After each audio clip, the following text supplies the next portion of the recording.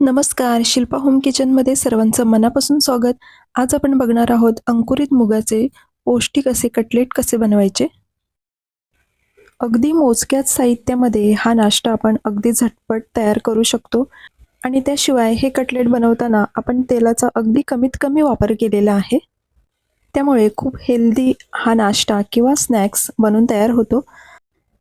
Recipe आवडली तर व्हिडिओला एक लाईक नक्की करा आणि चॅनलला अजून सबस्क्राईब केले नसेल तर लगेचच चॅनलला सबस्क्राईब करा अशा छान छान रेसिपी पाहण्यासाठी.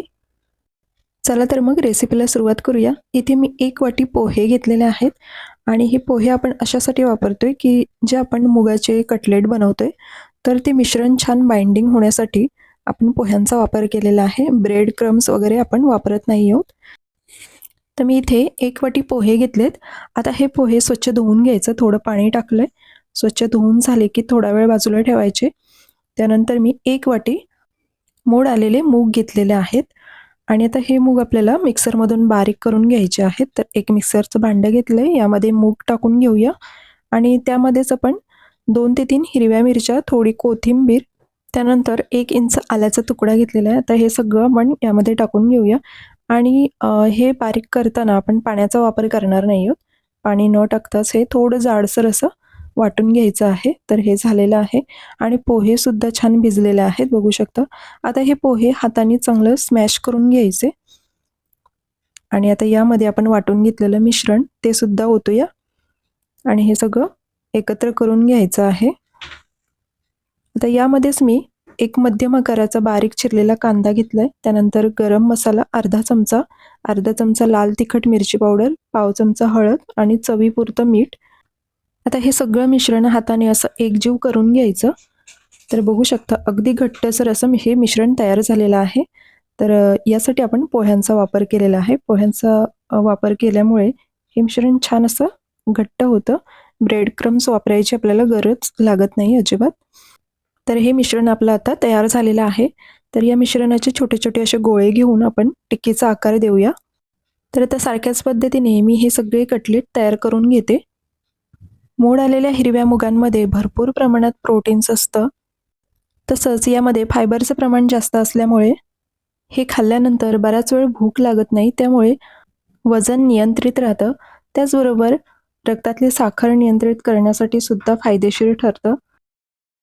तर असे भरपूर फायदे आहेत. त्यामुळे हिरव्या मुगाचा वापर आपण रोजच्या आहारामध्ये जरूर केला पाहिजे.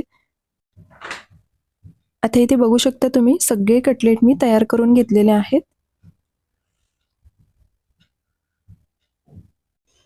तर 1 वाटी मूग आणि 1 वाटी पोहे या मिश्रणमधून एवढे कटलेट तयार झालेले आहेत. तुम्हाला जास्त प्रमाणात बनवायचं असतील तर प्रमाण वाढवू शकता. तर आता गॅसवरती एक पॅन ठेवलेला आहे. पॅन गरम झालं की त्यामध्ये अगदी 1 ते 2 चमचे तेल फक्त टाकून घ्यायचं. तेल गरम झालं की आपण मग हे कटलेट यामध्ये छान असे शेकून घेणार आहोत. जर तुम्हाला यापेक्षा सुद्धा कमी तेलाचा वापर करायचा असेल तरी सुद्धा अगदी 1 चमचा तेलावरती सुद्धा हे तुम्ही फ्राय करून घेऊ शकता. आता मी हे सगळे कटलेट पॅनमध्ये टाकून घेतलेले आहेत आणि 2 ते 3 मिनिटं एका बाजूने छान शेकले की मग आपण दुसऱ्या बाजूनी परतून घेऊया. तर बघू शकता रंग खूप छान आलेला आहे. एका बाजूने छान शेकलेले आहेत. आता मी दुसऱ्या बाजूने सुद्धा पलटी करून शेकून घेते.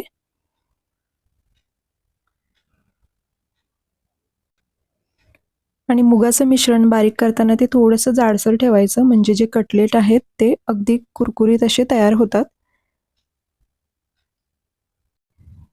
हे अगदी झटपट बनवून तयार होतात. तर सकाळच्या गडबडीमध्ये मुलांच्या टिफिनमध्ये देण्यासाठी हा एक छानच पर्याय आहे. तर तुम्ही मुलांच्या टिफिनमध्ये सुद्धा बनवून देऊ शकता किंवा सकाळच्या नाश्त्यासाठी सुद्धा बनवू शकता. आता मी हे सर्व कटलेट दोन्ही बाजूनी छान असे शेकून घेतलेले आहेत.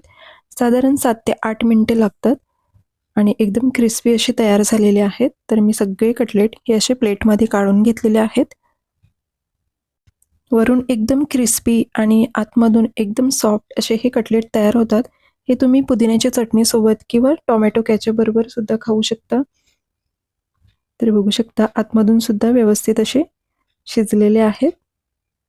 तर आजची रेसिपी तुम्हाला कशी वाटली हे कमेंट्समध्ये नक्की सांगा. व्हिडिओ आवडली तर व्हिडिओला एक लाईक नक्की करा आणि ही रेसिपी नक्की ट्राय करून बघा.